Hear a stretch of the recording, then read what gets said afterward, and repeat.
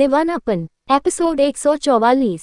अब आगे। लेकिन अब तो मैं यहाँ पर आ गई हूँ, मैं कैसे मैनेज करूँगी यहाँ पर। जन्नत भी मेरे लिए अपने हाथों से डिनर बना रही है, पर मामी जी का भी कॉल आ रहा है। नहीं, शायद मुझे एक बार उनसे कॉल करके बात कर लेना चाहिए, उन्हें सारी सिचुएशन बता देना चाहिए, क्योंकि आज मैं अपनी फैमिली के साथ डिनर करना चाहती हूँ। ये सब सोचते हुए उसने कॉल पिक किया तो उधर से लता जी की खुशी भरी आवाज आई, बेटा मैं तुम्हारे लिए बहुत खुश हूँ, मैंने न्यूज़ में सब कुछ देख लिया है। ये सुनकर आशी के चेहरे पर भी स्माइल आ गई, क्योंकि उसे पता था कि अब तक पूरी दुनिया में ये बात फैल चुकी थी कि वो सूर्यवंशी खानदान की बेटी है और अब वो अपने खानदान में वापस आ चुकी है, इसलिए लता जी को भी पता चलना बिल्कुल नॉर्मल सी बात थी। लेकिन तभी लता जी ने कहा, बेटा तुम्हें यहाँ आने की कोई ज़रूरत नहीं है। ये सुनकर आशी को कुछ समझ नहीं आया, वो ना समझी में बोली, मतलब क्या है आपका, मैं कुछ समझी नहीं। तभी इसके जवाब में लता जी ने धीरे से कहा, बेटा मैं यहाँ पर तुम्हें किसी चीज़ के लिए बुला रही थी, पर अब जब तुम खुद अपनी फैमिली में जा चुकी हो तो इससे फर्क नहीं पड़ता। अब तुम आराम से अपनी नई फैमिली में रहो और उनके साथ ही खुश रहो, क्योंकि वही तुम्हारे लिए सब कुछ है। उनके अलावा तुम्हारे इस दुनिया में कोई नहीं है और ना ही किसी पर तुम्हें यकीन करना है। अपना ख्याल रखना बेटा, मैं सच में दिल से तुम्हारे लिए खुश हूँ। ये सब सुनकर आशी हो तो कुछ समझ नहीं आया, लेकिन फिर भी वो मुस्कुरा कर बोली, थैंक यू सो मच मामी जी, सच में आपने इतने सालों में एक मॉम की तरह मेरा ख्याल रखा था। आप बहुत अच्छी हैं, मैं आपसे एक दिन मिलने जरूर आऊंगी। और थैंक यू सो मच मामी जी आज के लिए समझने के लिए, क्योंकि आज मैं अपनी फैमिली के साथ ही वक्त बिताना चाहती थी। ये सुनकर लता जी अभी कुछ कह पाती उससे पहले ही कॉल कट हो गया। आशी को कुछ समझ नहीं आया, वो ना समझी में फोन को देखते हुए बोली, अचानक से ऐसा क्या हुआ कि कॉल कट हो गया। सब कुछ ठीक तो होगा ना, या फिर शायद नेटवर्क इशू होगा। हाँ, नेटवर्क इशू ही होगा। ये सब सोचते हुए उसने वापस से अपना फोन रख दिया। इधर दूसरी तरफ कुछ ही देर में डिनर रेडी हो गया। जन्नत ने नौकरों के साथ मिलकर डिनर को डाइनिंग टेबल पर डेको किया और उसे नौकरों से कहा, जाकर सबको डिनर के लिए बुला लीजिए। तभी भावना ने कहा, बेटा जाकर तुम भी कपड़े चेंज कर लो, देखो तो कितनी ज्यादा गंदी हो गई हो। ये सुनकर जन्नत ने स्माइल के साथ कहा, ओके मैं अभी चेंज करके आती हूँ, तब तक आप सबको डिनर पर बुला लीजिए। ये सुनकर भावना ने अपना सर हिलाया। तभी भावना अपना फोन निकालते हुए बोली, सारांश का फोन नहीं लग रहा है, वो 2 दिनों से घर नहीं आया, मुझे उसकी टेंशन हो रही है। सारांश का जिक्र सुनकर जन्नत के दिमाग में फिर से पिछली बातें आने लगी। उसे याद था कि किस तरह रिधान ने सारांश के साथ बिहेव किया था। वो बिहेव काफी ज्यादा बुरा था, लेकिन तब भी उसने कुछ सोचकर कहा, मॉम आप फिक्र मत कीजिए, मैं खुद सारांश भाई के पास कॉल करूंगी और उनको डिनर पर बुलाऊंगी। ये सुनकर भावना ने फिर अपना सर हिला दिया। जन्नत सीधे कमरे में आई। कमरे में पहुंचकर सबसे पहले उसने चेंज किया। चेंज करने के बाद वो अपने फोन को लेते हुए बोली, उम्मीद करती हूँ कि सारांश भाई कॉल पिक कर ले। ये कहते हुए उसने सारांश के पास कॉल डायल किया। तभी कुछ देर में सारांश ने कॉल पिक कर लिया, जिसे देखते ही जन्नत ने तुरंत एक्साइटमेंट के साथ कहा, सारांश भाई आप इस वक्त कहाँ पर हैं। उधर से सारांश की आवाज आई, क्यों क्या हुआ, तुम काफी ज्यादा खुश लग रही हो, क्या कुछ हुआ है। इसके जवाब में मुस्कुराते हुए जन्नत ने कहा, हाँ बहुत कुछ हो गया है और मुझे पता है आपने न्यूज़ भी चेक नहीं किया होगा। वैसे आपको न्यूज़ चेक करने की भी जरूरत नहीं है, बस आप जल्द से जल्द डिनर पर आ जाए, क्योंकि आज हम फैमिली डिनर करेंगे। ये सुनकर सारांश ने कहा, लेकिन जन्नत तुम्हें नहीं लगता कि रिधान मुझे वहां देखकर खुश नहीं होगा। तुम्हें अच्छे से पता है कि वो मुझे अपनी फैमिली नहीं मानता। ये सुनकर जन्नत ने थोड़ा उदासी के साथ कहा, हाँ मुझे पता है, इसलिए आप दोबारा से घर भी नहीं आए, लेकिन मैं रिधान को संभाल लूंगी, बस आप जल्द से जल्द वापस आ जाए, मैं आपको सच में मिस कर रही हूँ। ये सुनकर उधर से फिर सारांश ने कहा, ओके मैं फिर आता हूँ, लेकिन अगर तुम्हारे पति ने मुझसे बदतमीजी की तो मैं उसे नहीं छोड़ूंगा। ये सुनकर जन्नत ने हंसते हुए कहा, मेरा पति आपका भी कुछ लगता है। उधर से सारांश ने भी हंसते हुए कहा, हाँ पर वो मुझे अपना भाई नहीं समझता। जन्नत ने कहा, ओके ओके अब बस आप आ जाए। इसी के साथ कॉल कट हो गया। कुछ ही देर में जन्नत चेंज करके नीचे आए, लेकिन उसने रिधान के चेयर को खाली देखा, जिसे देखकर उसने खुद से कहा, क्या रिधान अभी भी स्टडी रूम में काम कर रहे हैं, मुझे उन्हें बुलाना चाहिए। ये कहकर वो सीधे स्टडी रूम की तरफ बढ़ गई। उसने स्टडी रूम का दरवाजा खटखटाते हुए कहा, रिधान क्या आप अंदर है। दिन का वक्त हो गया है, सभी इस वक्त डाइनिंग एरिया में आ गए हैं, आपको भी आना चाहिए। अंदर से आवाज आई, पर डेजर्ट में मुझे कुछ और भी चाहिए। ये सुनकर जन्नत ने कंफ्यूजन में कहा, आपको डेजर्ट में जो चाहिए आप बता दीजिएगा, मैं आपके लिए बना दूंगी, क्योंकि फिलहाल के लिए मैंने डेजर्ट में गाजर का हलवा और सूजी का हलवा बनाया है। अंदर से रिधान की वापस से आवाज आई, पर मुझे तो तुम्हारे होठों का हलवा खाना है। ये सुनते ही जन्नत स्पीचलेस हो गई। उसने तुरंत अपने मुंह पर हाथ रख लिया और गुस्से से बोली, रिधान आप मेरे होठों के बारे में ऐसी गंदी सोच कैसे रख सकते हैं? मेरी होठ कितने ज्यादा सॉफ्ट है। मैं ऐसा कुछ नहीं करने वाली, चुपचाप नीचे आ जाए, सब आपका इंतजार कर रहे हैं। इसी के साथ वो बिना आगे रिधान की कोई भी बात सुने सीधे नीचे चली गई। नीचे जब तक वो पहुंची तब तक पहले ही तन्मय, भावना और आशी अपनी अपनी चेयर पर बैठ गए थे। जन्नत ने देखा कि आशी उसके चेयर पर बैठी थी। ये देखकर जन्नत को थोड़ा अजीब लगा, पर उसने फिर स्माइल के साथ साइड वाली चेयर पर बैठ गई। तभी भावना ने कहा, बेटा रिधान कहाँ रह गया? ये सुनकर जन्नत ने कहा, वो बस आने ही वाले हैं, तब तक आप सब डिनर शुरू कीजिए। तभी ने तन्मय ने कहा, आने वाला नहीं बल्कि आ गया, शैतान का नाम लो, शैतान हाजिर। ये सुनकर सभी हंस दिए। आशी भी मुस्कुरा दी, उसे ये सब कुछ बहुत अच्छा लग रहा था। लेकिन तभी रिधान हे चेयर पर बैठते हुए अपनी भौहें चढ़ाकर बोला, अगर मैं शैतान हूं तो शैतान का बाप क्या होगा? आप भी तो कुछ होंगे ना। ये सुनते ही तन्मय अपनी भौहें चढ़ाकर बोला, जस्ट शट अप, मैं बहुत ही अच्छा इंसान हूँ। ये सुनकर रिधान ने कहा, अगर आप अच्छे हैं तो मैं भी शरीफ हूँ। ये सुनकर तन्मय कुछ कह पाते उससे पहले भावना ने गुस्से के साथ कहा, तुम दोनों बाप बेटे बिल्कुल चुप हो जाओ। जब भी एक दूसरे के आमने सामने आते हो लड़ाई ही करते रहते हो। ये सुनकर फिर वो दोनों ही शांत हो गए। लेकिन तभी रिधान ने अपनी भौहें चढ़ाते हुए कहा, तू मुझसे दूर क्यों बैठी हो? ये सुनकर जन्नत अचानक से खाते खाते रुक गई और दूसरे ही पल मुंह बनाकर बोली, रिधान क्या चाहते हैं आप? अब मैं क्या आपकी गोद में आकर बैठ जाऊं? रिधान ने तिरछा मुस्कुरा कर कहा, वैसे आइडिया बुरा नहीं है, तुम्हारे लिए मेरी गोद हमेशा खाली है। ये सुनकर अब जन्नत का चेहरा लाल हो गया। उसे समझ नहीं आया कि वो क्या बोले। पर तभी अचानक से आशी ने कहा, हमारे सामने एक दूसरे से फ्लर्ट करना बंद करो। उसकी आवाज सुनते ही जन्नत ने तुरंत उसकी तरफ देखा तो वही रिधान अपनी भौहें चढ़ाकर बोला, क्यों? क्या तुम्हें अपने सिंगल होने पर बुरा फील हो रहा है?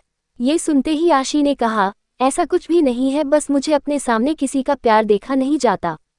तभी रिधान ने कहा, इसलिए तुम हमेशा हमें अलग करती थी। उसके ये कहते ही आशी एकदम से खाते खाते रुक गई और वही बाकी सब हैरानी से रिधान को देखने लगे। जन्नत भी ना समझी में बोली, रिधान ये आप क्या कह रहे हैं? उसने हमें कब अलग किया? तभी आशी ने हड़बड़ी के साथ कहा, नहीं नहीं, ये कुछ भी बकवास कर रहा है, तुम सब इसकी बात पर ध्यान मत दो। रिधान तिरछा मुस्कुराया और बोला, बस यही डर देखना है, हमेशा अपने बड़े भाई से डर कर रहा करो। ये सुनकर आशी ने अपने पैर से नीचे रिधान के पैर पर किक किया। रिधान की आंखें छोटी हो गई। उसने अपने पैर से उसके पैर पर किक करते हुए कहा, डोंट यू डरे वरना बहुत पछताओगे। आशी ने अपने पैर को सहलाते हुए कहा, तुम शैतान हो। रिधान अपनी भौहें चढ़ाकर बोला, तुम्हें पता नहीं है शैतान की बहन चुड़ैल होती है। खुद के लिए चुड़ैल सुनते ही आशी गुस्से से दांत पीसकर बोली, तुम्हें मैं छोड़ूंगी नहीं, आई विल किल यू। तभी रिधान ने अपनी आंखें छोटी करते हुए कहा, पहले ही बहुत बार मारने की कोशिश कर चुकी हो, पर अभी तक तू मुझे टच भी नहीं कर पाए, इसलिए ख्वाब देखना बंद कर दे। और तुम मेरा नाम क्यों ले रही हो? तुमसे 5 साल का बड़ा हूं मैं, इसलिए मुझे भाई बुलाओ। ये सुनकर आशी ने हंसते हुए कहा, तुम्हें और भाई इम्पॉसिबल, तो मैं तुम्हें कभी भाई नहीं बुलाने वाली। ये सुनकर रिधान अभी आगे कुछ कह पाता उससे पहले ही तन्मय उन दोनों को घूरते हुए बोले, तुम दोनों को डीएनए की जरूरत नहीं है, कोई देखकर ही साफ बता सकता है कि तुम दोनों ही एक दूसरे के भाई बहन हो। किस तरह एक दूसरे से लड़ते हो, कम से कम ये तो सोचो कि यहाँ कोई और भी बैठा हुआ है। तन्मय की बात सुनते ही रिधान के एक्सप्रेशन बदल गए। तो वही आशी ने एक नज़र चारों तरफ देखा तो भावना और जन्नत उन्हें देखकर मुस्कुरा रहे थे। आशी ने धीरे से कहा, आई एम सॉरी, पर रिधान मुझे गुस्सा दिलाता है। रिधान ने भी गुस्से के साथ कहा, तो तुम कौन सा मुझे खुश करती हो? ये सुनकर आशी उसे घूरने लगी। रिधान भी उसे घूर रहा था। तभी अचानक से वहां पर आवाज आई, क्या मेरे बिना ही फैमिली डिनर हो रहा है? आई थिंक मैं भी तो इस फैमिली का हिस्सा हूं ना। उस आवाज को सुनते ही अचानक से वहां माहौल बदल गया। सभी तुरंत पीछे की तरफ देखने लगे। लेकिन रिधान का चेहरा डार्क हो गया। वो गुस्से के साथ सारांश की तरफ देखने लगा, तो वही सारांश हल्की स्माइल के साथ उनकी तरफ बढ़ रहा था। इधर आशी का भी कुछ यही हाल था। आशी भी अपनी सांस रोककर बस सारांश को ही देखते रह गई। उसके दिमाग में फिर से सारी बातें आने लगी। वो इन सब की वजह से लगभग भूल ही चुकी थी कि वो सारांश के साथ भी जुड़ चुकी थी, लेकिन सारांश को वहां देखकर उसे बहुत ही अनकंफर्टेबल फील होने लगा। उसका चेहरा ऑटोमेटिक लाल होने लगा। वो तुरंत अपना सिर नीचे झुका ली, लेकिन तभी जन्नत ने मुस्कुराकर कहा, सारांश भाई फाइनली आप आ गए। मैं कब से आपका इंतजार कर रही थी, प्लीज आकर बैठिए। ये कहकर उसने तुरंत अपने तरफ की चेयर खींच कर दी। तो वही मुस्कुराते हुए सारांश ने कहा, पर यहाँ तो मैं देख रहा हूँ कि सब पहले ही डिनर कर रहे हैं। तभी तन्मय ने कहा, नहीं बेटा, अभी अभी तो हमने शुरू ही किया था। सारांश चेयर पर बैठ गया और वो बिल्कुल आशी के जस्ट सामने वाली चेयर पर बैठा हुआ था। आशी का चेहरा उसके एकदम सामने था, लेकिन उसने आशी को एक नज़र भी नहीं देखा और वो डायरेक्ट रिधान की तरफ देखते हुए बोला, क्या हुआ छोटे भाई, तुम मुझे इतने गुस्से में क्यों देख रहे हो? मैंने ऐसा क्या कर दिया तुम्हारा जो तुम मुझे देखकर हमेशा भड़के हुए रहते हो? उसकी बात सुनकर सभी हंसने लगे। रिधान गुस्से से बोला, जस्ट शट अप। आप सब इस इंसान की बात को सुनकर अपने बेटे के ऊपर हंस रहे हैं। तभी भावना ने कहा, यहाँ तो मस्ती मजाक चल रहा है रिधान, तुम्हें इतना परेशान होने की क्या जरूरत है? रिधान गुस्से से बोला, मुझे ये इंसान पसंद नहीं है। ये हमारा फैमिली डिनर है, तो ये बीच में कहाँ से आ गया? ये सुनकर तन्मय गुस्से से बोले, रिधान ये क्या कह रहे हो तुम? वो तुम्हारा बड़ा भाई है और इस फैमिली का हिस्सा है, क्या तुम भूल गए? ये सुनकर रिधान मुस्कुराया और बोला, क्या कहा आपने बड़ा भाई? और ये इंसान इम्पॉसिबल, मैं अपने सपने में भी इसे अपना बड़ा भाई नहीं मानूंगा। ये सुनकर तन्मय अभी कुछ कहते उससे पहले सारांश ने कहा, अंकल कोई बात नहीं, जाने दीजिए। मुझे इसकी बातों से फर्क नहीं पड़ता, क्योंकि मुझे पता है ये हमेशा मुझसे चिढ़ा हुआ ही रहता है। आप सब डिनर कीजिए, वैसे खाने की खुशबू काफी ज्यादा अच्छी है, जरूर जन्नत ने बनाया होगा। ये सुनते ही जन्नत ने तुरंत स्माइल के साथ कहा, हाँ मैंने ही बनाया है, प्लीज खाए ना। ये कहकर वो खुद उसके डिनर प्लेट में डिनर सर्व करने लगी। रिधान अपने हाथों की मुट्ठियां कसकर बंद कर लिया और दांत पीसते हुए बोला, तुम्हें नहीं लगता कि तुम कुछ ज्यादा इसकी खातिरदारी कर रही हो? जन्नत ने धीरे से कहा, रिधान प्लीज कुछ तो शर्म कीजिए, वो आपके बड़े भाई हैं और आप ऐसी बातें कर रहे हैं। इस तरह से कोई भी आपके घर में आएगा, आप डिसरिस्पेक्ट करेंगे, ये सही नहीं है। इसके जवाब में रिधान ने गुस्से के साथ कहा, लेकिन तुम जो उसकी खातिरदारी कर रही हो ये सही नहीं कर रही हो, इसके लिए तुम्हें मैं बेड पर सजा दूंगा। ये सुनते ही जन्नत का मुंह बन गया। तभी भावना ने मुस्कुराते हुए आशी की तरह देखकर कहा, आशी बेटा, तुम्हें मैं सारांश से मिलाना भूल गई। सारांश बेटा, तुम्हें तो आशी के बारे में पहले से ही पता चल चुका है, लेकिन आशी को भी तुम्हारे बारे में नहीं पता। ये सुनते ही आशी की दिल की धड़कन तेज हो गई और फिर तभी भावना ने मुस्कुराकर कहा, आशी बेटा, ये तुम्हारा बड़ा भाई है, सारांश ये तुम्हारी छोटी बहन है। आशी खुद के लिए बहन और सारांश के लिए बड़ा भाई सुनते ही आशी के गले में खाना ही अटक गया और वो एकदम से खांसने लगी, जिसे देखकर सभी पल के लिए बस उसे देखते रह गए। एपिसोड 145। अब आगे। हाँ बेटा, ये तुम्हारा बड़ा भाई है और सारांश बेटा, ये तुम्हारी छोटी बहन आशी है। उम्मीद करता हूँ तुम दोनों भाई बहन एक दूसरे से मिलकर खुश होंगे। एक बार फिर से तन्मय की ये बात सुनकर खांसने लगी। इस वक्त उसका पूरा चेहरा बिल्कुल लाल हो गया था। उसका दिल जोरों से धड़क रहा था, क्योंकि वो जितनी बार ये भाई बहन शब्द सुनती उसका दिमाग ही जैसे ब्लास्ट होने को तैयार था। तो वही सारांश भी आशी को ही गौर से देखे जा रहा था। जन्नत भी नोटिस करते हुए बोली, आशी क्या हुआ तुम्हें? तुम्हारा चेहरा इतना लाल क्यों हो रहा है? कहीं तुम्हें फीवर तो नहीं है?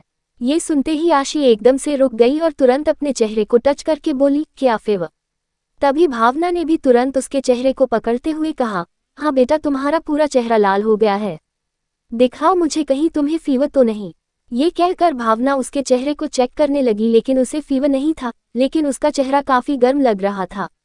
भावना ने ना समझी में कहा, बेटा तुम्हें फीवर तो नहीं है, पर तुम्हारा चेहरा इतना गर्म और लाल क्यों है? सब कुछ ठीक है ना?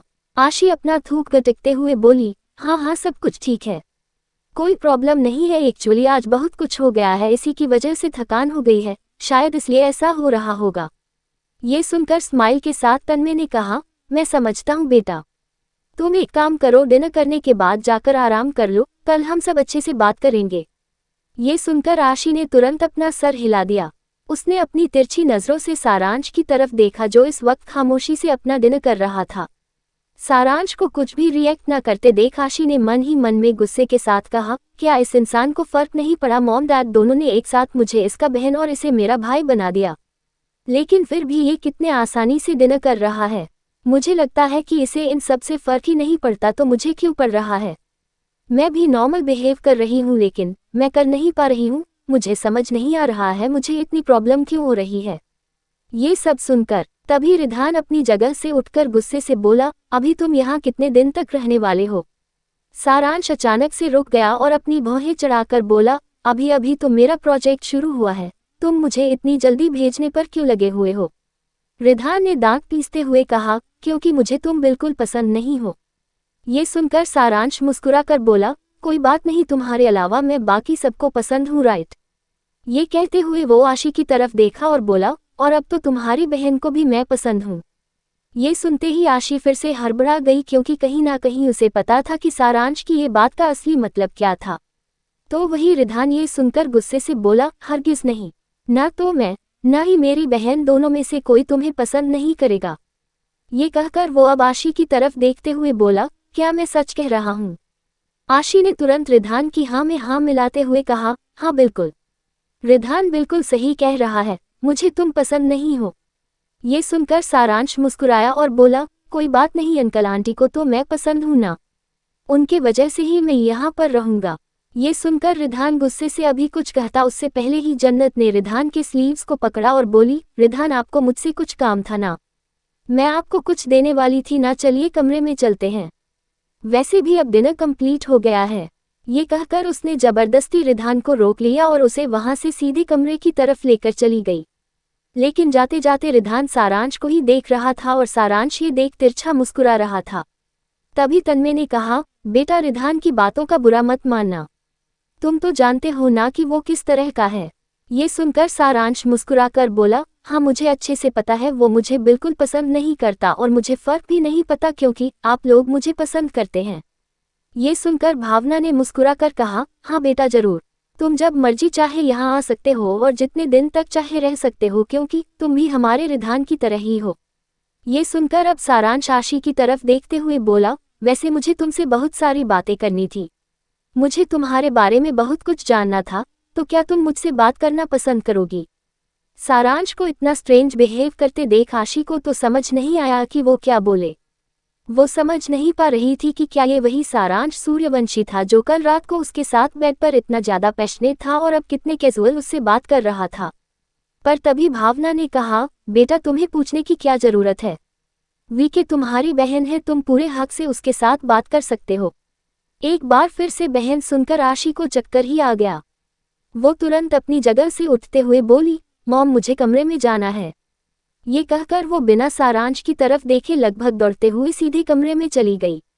इधर सारांश उसे जाते देख हल्के से मुस्कुरा दिया और फिर भावना बोली, बेटा तुम कमरे में चले जाओ, वहीं पर उससे बात कर लेना। सारांश ने बस अपना सर हिला दिया, अपनी जगह से उठा और सीधे आशी के कमरे की तरफ बढ़ गया। इधर तन्मय उन सब के जाने के बाद भावना से बोले, भावना तुम्हें रिधान को समझाना चाहिए, वो सारांश के साथ बहुत गलत बिहेव करता है, उसका कोई हक नहीं बनता कि वो सारांश के साथ ऐसा बिहेव करे। ये सुनकर भावना ने अपना सर हिलाते हुए कहा, सही कहा आपने, आज रिधान ने जिस तरह से सारांश के साथ बिहेव किया वो बिल्कुल भी अच्छा नहीं था। इनफैक्ट मैं खुद भी उससे बात करूंगी। ये सुनकर तन्मय अपनी जगह से उठकर बोला, मैं थोड़ी देर में आता हूँ। भावना ने ना समझी में कहा, लेकिन आप कहाँ जा रहे हैं? तन्मय ने कहा, मैं हॉस्पिटल जा रहा हूँ रमन से मिलने। ये सुनकर भावना बोली, तो फिर मैं भी आपके साथ चलूंगी क्योंकि ये 2 दिनों से मैं भी उनसे नहीं मिली हूँ। ये सुनकर तन्मय ने कहा, नहीं कल शाम को पार्टी है, जिसकी तैयारी है तुम्हें ही करनी पड़ेगी, इसलिए तुम यहाँ पर तैयारी देख लो, मैं उससे मिलकर आ जाऊंगा और उसके हालात के बारे में भी बता दूंगा। ये सुनकर भावना ने फिर अपना सर हिला दिया, जिसके बाद तन्मय वहां से चले गए। वही दूसरी तरफ कमरे में, तुम्हारी हिम्मत कैसे हुई मुझे रोकने की? मैं आज उस इंसान को इस घर से बाहर निकाल देता।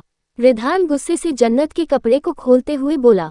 तो वही जन्नत उसके सर पर हाथ फेरते हुए बोली, रिधान मुझे पता है आप उन्हें निकाल सकते थे, पर ये गलत है, प्लीज आप शांत हो जाए, मैं वो दे रही हूँ ना जो आपको चाहिए, तो आप क्यों गुस्सा कर रहे हैं। ये कहते हुए वो उसके बालों को सहलाते हुए से शांत करने की कोशिश कर रही थी। तो वही ये सब कुछ सुनकर रिधान गुस्से से उसके कपड़े को निकाल कर बेड के कोने में फेंक दिया और उसके ऊपर आते हुए बोला, तुम मुझे बीच में रोकोगी भी नहीं, क्योंकि आज मैं सारी रात तुम्हें प्यार करूंगा, क्योंकि मैं बहुत ज्यादा गुस्से में हूँ और अपने गुस्से को मैं तुम पर निकाल कर शांत करना चाहता हूँ। ये सुनकर जन्नत ने मुंह बनाकर कहा, ये आपकी कोई नई आदत नहीं है, आपने हमेशा से यही किया है, दूसरे का गुस्सा मेरे ऊपर ही निकाला है, लेकिन कोई बात नहीं, आज मैं आपकी गुस्से को टॉलरेट कर लूंगी, क्योंकि मैं नहीं चाहती आप सारांश भाई को ऐसी कोई बात बोले जिससे उन्हें हर्ट हो। और फिर तभी अचानक से जन्नत के मुंह से एक आह निकल गई। उसने कसकर बेडशीट को पकड़ लिया और उसकी आंखों के कोने से आंसू निकल आए, क्योंकि रिधान बिना वार्निंग के उसमें शामिल हो गया था और अब जन्नत की सिसकियां भी चारों तरफ उस कमरे में गूंजने लगी। इधर दूसरी तरफ आशी के कमरे में आशी तुरंत बालकनी में आए और लंबी लंबी सांस लेकर बोली, ओ गॉड, मेरे लिए ये सब कुछ इतना मुश्किल क्यों है। मैंने सोचा था कि मैं अपने नए घर में आऊंगी, यहाँ सबके साथ खुश रहूंगी, अच्छा वक्त बिताऊंगी, पर क्या जरूरत थी उस सारांश को यहाँ आने की। उसकी वजह से पूरा मोहाली बिगड़ गया, मुझे इतनी ज्यादा अनकंफर्टेबल क्यों फील हो रहा है। और वो कितने आराम से डिनर कर रहा था जैसे कि कुछ हुआ ही ना हो। पता नहीं वो ऐसा क्यों है, उसे तो कुछ असर भी नहीं होता और यहाँ मैं मरी जा रही हूँ। जितनी बार मॉम डैड उसे मेरा भाई कह रहे थे, इतनी बार मुझे दर्द हो रहा था, मुझे ऐसा लग रहा था जैसे कि मेरे कान से खून निकल आएगी। आखिर क्यों मैं तो उसे पसंद भी नहीं करती, तो मेरे साथ ऐसा क्यों हो रहा है। और हमारे बीच ऐसा कुछ भी नहीं है, फिर भी ऐसा क्यों।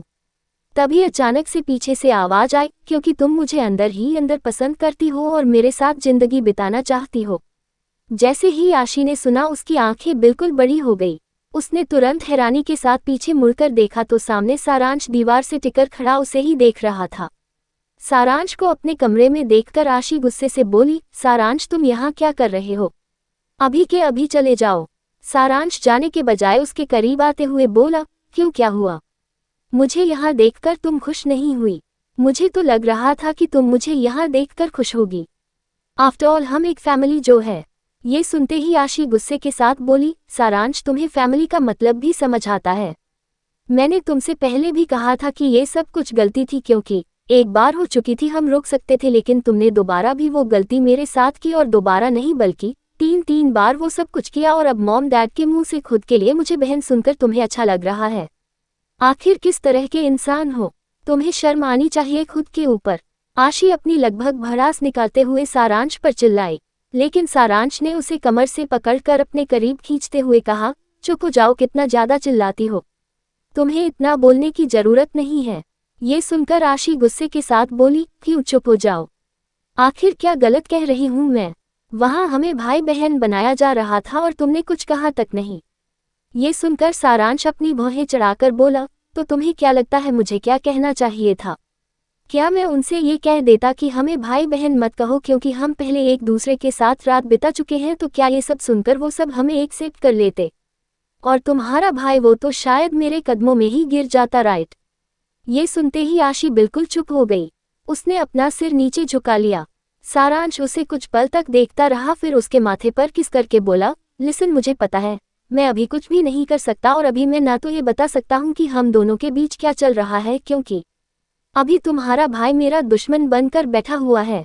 पहले मुझे उसे संभालना होगा, उसके बाद ही मैं कुछ कर पाऊंगा, वरना मुझे अच्छे से पता है हम दोनों की लव स्टोरी शुरू होने से पहले खत्म हो जाएगी, और खत्म करने वाला कोई और नहीं बल्कि तुम्हारा संकी पागल भाई होगा। ये सुनते ही आशी गुस्से से उससे अलग होते हुए बोली, जस्ट शट अप, मेरे भाई को संकी पागल कहने की कोशिश भी मत करना, वो जैसा भी है बहुत अच्छा है, क्योंकि उसने आज जिस तरह से उन मीडिया रिपोर्टर्स के सामने मेरी मदद की उस तरह से कोई दूसरा नहीं कर सकता था। ये सुनकर सारांश ने कहा, तो मैंने ऐसा कब कहा कि वो एक बुरा भाई है, बल्कि मैं तो ये कह रहा हूँ कि वो मेरे लिए बुरा है। अगर उसे पता चलेगा हम दोनों के बीच ये सब कुछ है, तब तो वो मुझे जान से मारने की 1000 बार कोशिश करेगा, और कहीं एक बार वो सक्सेस हो गया तब बिना शादी के ही तुम विधवा हो जाओगी। ये सब सुनकर आशी आंखें बिल्कुल बड़ी हो गई। तभी आशी ने गुस्से के साथ कहा, एक्सक्यूज मी, किसने कहा मैं तुम्हारे साथ शादी करूंगी। ये सुनकर सारांश अपनी भौहें चढ़ाते हुए बोला, तो क्या तुम मुझसे शादी नहीं करोगी? आशी गुस्से से बोली, हरगिज नहीं। सारांश भी उसे बाजू से पकड़कर बोला, तो क्या तुम मेरे साथ खिलवाड़ कर रही हो? ये सुनकर आशी ने दूसरी पल कहा, व्हाट खिलवाड़, वो भी मैं? एक्सक्यूज मी, मैं तुमसे क्यों खिलवाड़ करूंगी? और क्या मैं कहती हूँ कि तुम मेरे करीब आओ? क्या वो तुम नहीं हो जो हर वक्त मेरे आगे पीछे घूमते रहते हो, जब देखो तब मेरे अपार्टमेंट में ही पहुंचे रहते हो? और वो तुम ही थे जो कल रात मेरे करीब आए थे, मैंने तो तुम्हें अपने पास बुलाया भी नहीं था। ये सुनकर अब सारांश जोर जोर से हंसने लगा। आशी को ऐसा लगा जैसे सारांश उसका मजाक उड़ा रहा हो। वो गुस्से से मुंह फुलाकर बोली, देखो तुम अपने हद पार कर रहे हो। अभी के अभी कमरे से बाहर निकल जाओ, वरना मुझसे बुरा कोई नहीं होगा। लेकिन तभी सारांश ने हंसते हुए कहा, तुम तो ऐसे बिहेव कर रही हो जैसे कि कल मैंने तुम्हारे साथ कोई जबरदस्ती की हो। क्या वो तुम नहीं थी जो मेरे नीचे मेरा ही नाम जोर जोर से चिल्ला रही थी और मुझे फास्ट करने के लिए कह रही थी? क्या वो तुम नहीं थी जो लगातार मेरे गर्दन पर स्क्रचेस कर रही थी और मेरे साथ वाइल्ड होने की कोशिश कर रही थी? वो तुम थी ना जो राउंड पर राउंड करने के बारे में बातें कर रही थी? ये सब सुनकर तो अब आशी का चेहरा बिल्कुल लाल हो गया, जिसके साथ उसके कान भी बिल्कुल लाल पड़ गए। वो तुरंत अपने कदम पीछे लेते हुए बोली, ये क्या बकवास कर रहे हो? तुम्हें शर्म नाम की चीज है भी या नहीं? ये सुनकर सारांश मुस्कुराया और उसे पीछे से अपनी बाहों में भरकर बोला, एग्जैक्टली, शर्म मेरे अंदर है, पर तुम्हारे अंदर बिल्कुल भी नहीं है। तुम जब मेरे साथ बेड पर होती हो तो भूल जाती हो कि तुम लड़का नहीं बल्कि लड़की हो। अगर मैं अपनी शर्त निकाल दूं तो तुम खुद देख सकती हो कि तुमने मेरे बैक पर किस तरह की कारीगरी की है। ये सुनकर अब आशी ने अपनी नज़रें पूरी तरह नीचे झुका ली, क्योंकि जो भी सारांश कह रहा था वो एक एक बात बिल्कुल सच थी। आगे की स्टोरी के लिए कमेंट कीजिए।